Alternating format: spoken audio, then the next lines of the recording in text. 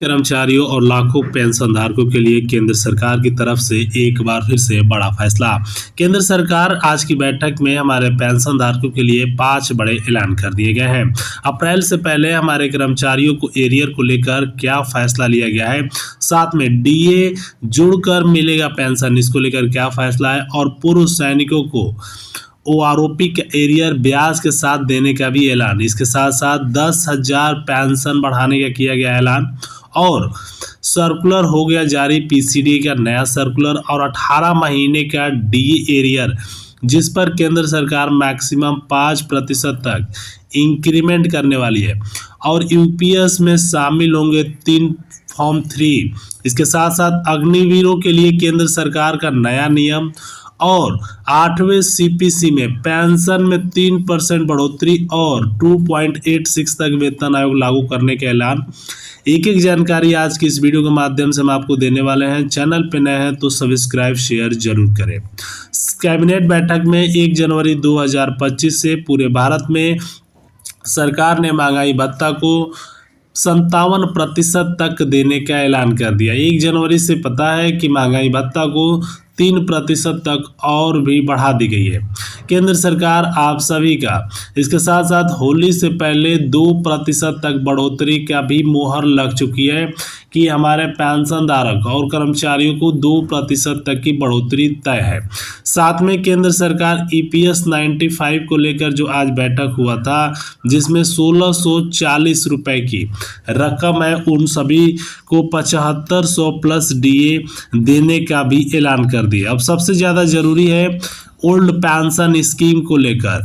केंद्र सरकार एक बार फिर से पूरे भारत में ओल्ड पेंशन स्कीम लागू करने का ऐलान कर रही है।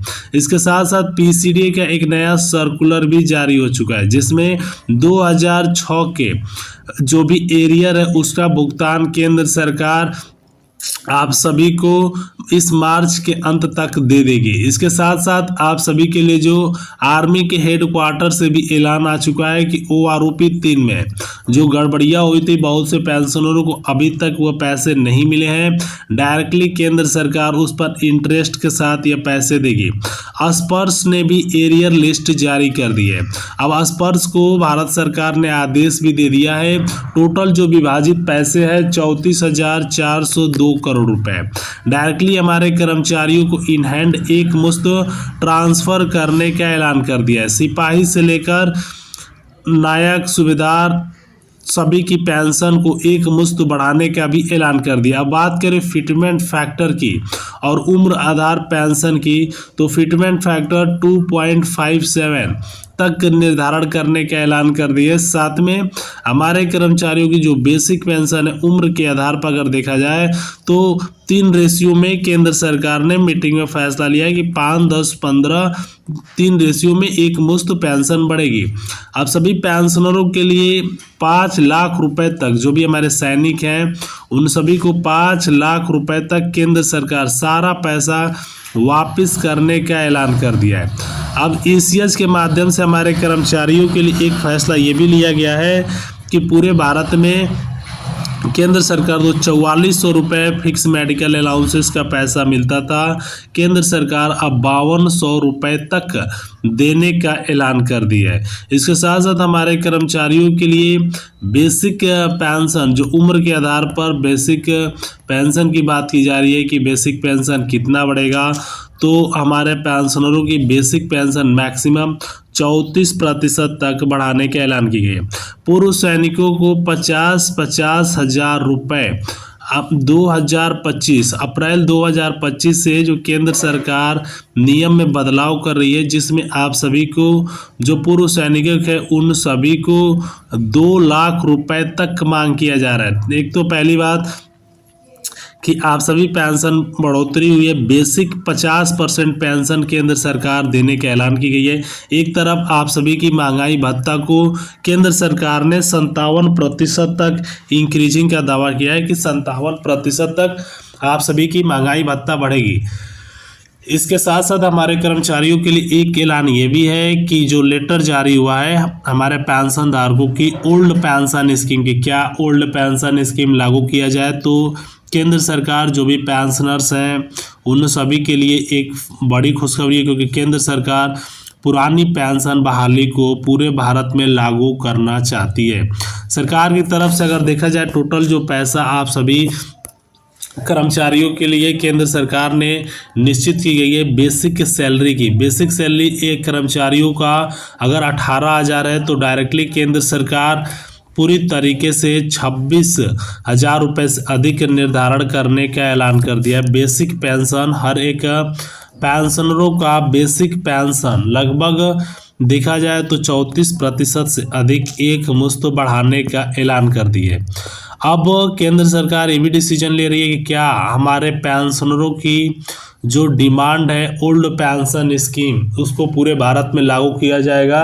तो केंद्र सरकार हमारे कर्मचारियों को ओल्ड पेंशन स्कीम भी लागू करने का फैसला ले ली गई है। अब एक ये भी फैसला लिया गया है, पीसीडीए की नए सर्कुलर भी जारी हो चुकी है, जिसके अंतर्गत केंद्र सरकार आप सभी का यह पैसे भुगतान करने का फैसला लिया गया है।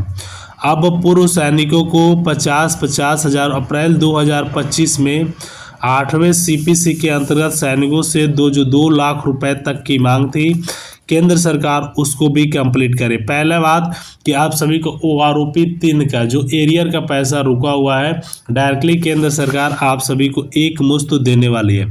अब सुप्रीम कोर्ट में यह भी केस गया है कि 18 माह का जो पैसा है जो 2,78,924 रुपये, जिस पर केंद्र सरकार 3 किस्तों में आप सभी का यह पैसा भुगतान करने का दावा कर रही है कि 3 किस्तों में आप सभी को डायरेक्टली यह पैसे हमारे कर्मचारियों को दिया जाएगा। तो केंद्र सरकार डायरेक्टली आप सभी को एक मुश्त यह पैसे ट्रांसफ़र करने का डिसीजन ले लिया है कि कर्मचारियों को यह पैसा एक मुश्त दिया जाएगा।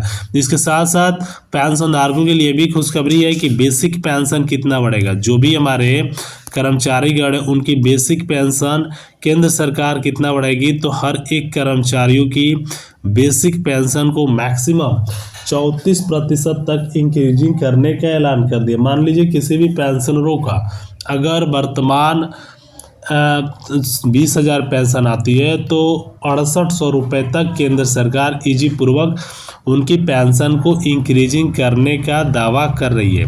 अब सबसे ज़्यादा ज़रूरी है क्या जो भी हमारे कर्मचारीगण हैं लाखों पेंशनर्स जो डिमांड कर रहे हैं ओल्ड पेंशन स्कीम की, क्या ओल्ड पेंशन स्कीम बढ़ेगी? तो कर्मचारियों के लिए केंद्र सरकार ओल्ड पेंशन स्कीम भी लागू करने का फैसला ले लिया गया है। केंद्र सरकार की तरफ से हमारे कर्मचारियों की बेसिक पेंशन को भी इंक्रीजिंग का दावा किया जा रहा है कि बेसिक पेंशन केंद्र सरकार इंक्रीजिंग करे। लाखों पेंशनरों की डिमांड है कि ओआरओपी 3 का एरियर का पैसा कब तक होगा, तो केंद्र सरकार हमारे पेंशनरों की ओआरओपी 3 का पैसा एक मुश्त देने का भी फैसला ले लिया गया है। तो दोस्तों उम्मीद करता हूँ आप सभी को इस प्रकार की जानकारी इस वीडियो के माध्यम से पसंद आई होगी। इस वीडियो को लाइक